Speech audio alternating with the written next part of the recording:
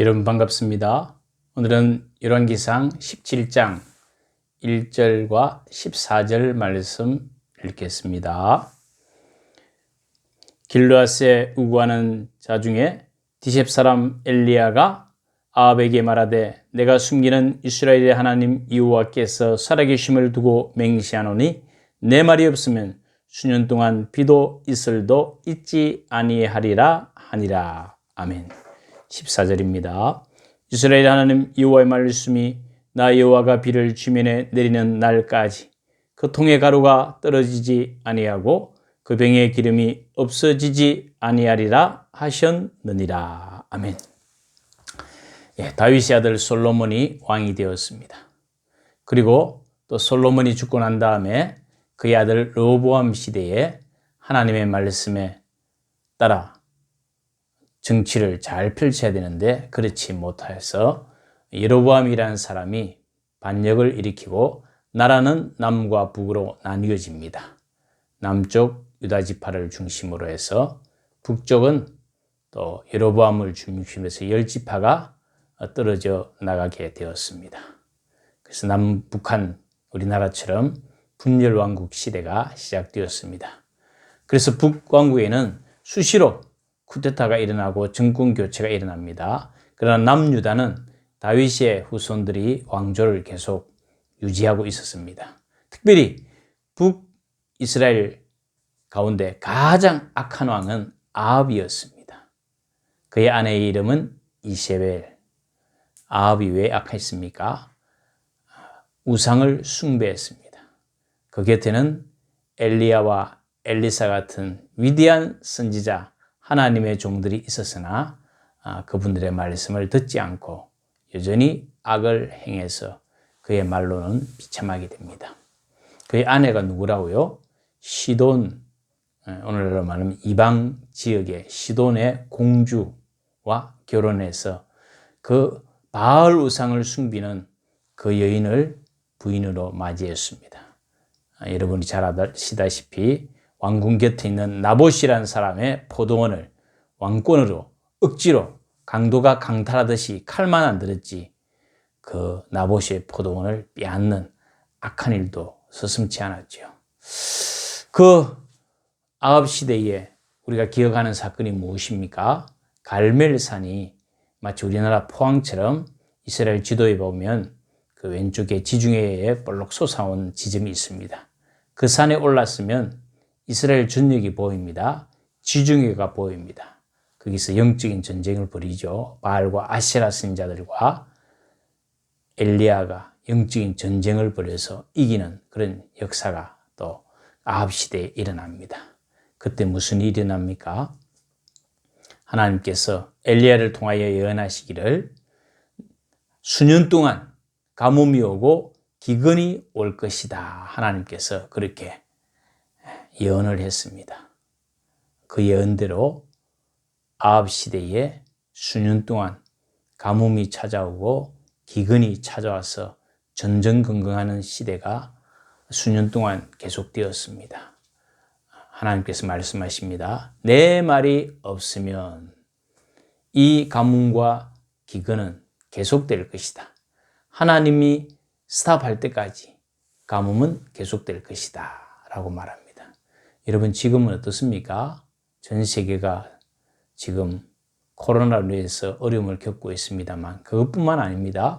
지구 기후가 1도, 2도 올라가면 대재앙이 벌어집니다. 이미 벌어졌죠. 2000년도에 미국 남부 지역을 강타한 카트리나 인해서 미국 전역이 남부 지방이 수십만 명, 45만 명이나 되는 단일 인구의 대이동이 미국 역사에 처음으로 일어났다고 합니다.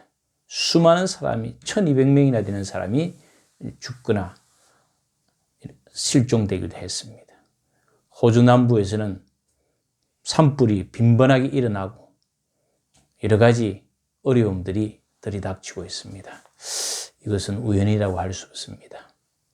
하나님의 징계가 아닌가 우리가 되살펴보고 하나님 앞에 겸손하게 회개하며 우리 자신의 문제뿐만 아니라 이 지구촌의 안녕과 평화를 위해서도 우리가 깨어 기도할 때입니다. 그런데 이런 와중에서 하나님께서 엘리야를 누구에게 보냈습니까? 시돈 지역에 사는 사르밧이라는 여인 집으로 보냈습니다. 그 시돈은 이방 지역입니다. 우상 숭배자들의 도시입니다. 그 한가운데 하나님께서 엘리야를 보냈습니다. 그리고 엘리야가 그 여인에게 물 좀 주시오. 물을 대접했습니다. 그러자 엘리야가 또 떡 좀 주시오 하니까 이것 묻고 우리 아들은 이제 우리 가정은 굶주리고 굶어 죽을 판이요 하는데 그래도 걱정하지 말고 대접해 주시오 하는데 그것을 대접해서 엘리야에게 공개를 했습니다. 어떤 일이 벌어집니까? 가뭄이 끝날 때까지 통에 가루가 떨어지지 아니하고 병에 기름이 떨어지지 않은 기적을 체험합니다. 여러분, 이 말씀을 통해서 우리는 무엇을 깨닫습니까? 이런 어려움, 극심한 가뭄과 기근 가운데서도 하나님께서 살리시는 사람이 있습니다. 하나님께서 엘리야를 살리기 위해서도 이겠지만 그 여인과 그 가정과 그 아들을 살리기 위하여 엘리야를 보내지 않았는가? 이방 지역에도 하나님의 자비와 긍휼이 내리고 또 하나님의 말씀에 순종하는 사람들에게 하나님께서 수년 동안 가뭄과 기근이 있는 집안에 하나님께서 의식주를 해결해 주는 기적을 체험합니다. 오늘날도 마찬가지입니다. 여러 가지 어려운 상황이 있지만 믿음으로 살기를 작정하고 결단한 사람들에게는 하나님께서는 그 믿음을 보시고 우리를 지키시고 돌보십니다. 여러분, 엘리야가 그 여인에게 말했습니다. 극 두려워하지 말고 가서 내 말대로 떡을 달라 그렇게 말했습니다. 그리고 그 후에 너와 네 가족을 위하여 만들라. 참 희한한 일이 벌어졌습니다. 우리는 어려움이 닥치면 내 것, 우리 가족 먼저 챙기고 다른 사람이 도와달라면 그들도 보지도 않을 터인데 정반대입니다. 무엇 때문에요? 믿음으로 하나님의 말씀을 순종하고 하나님의 살아계심과 역사와 전능하심을 믿는다면 우리는 믿음으로 행할 것입니다. 여러분, 요즘 시대에 정말 믿음 있는 자가 보겠느냐 할 때 저와 여러분이 믿음으로 주님 앞에 나가도록 합시다. 기도하겠습니다. 하나님 아버지, 아합과 이세벨의 독재와 폭정과 잔인함과 우상 숭배가 극렬한 시대 가운데 하나님께서 엘리야를 통하여 우상 숭배로부터 돌아올 것을 전하게 하셨습니다.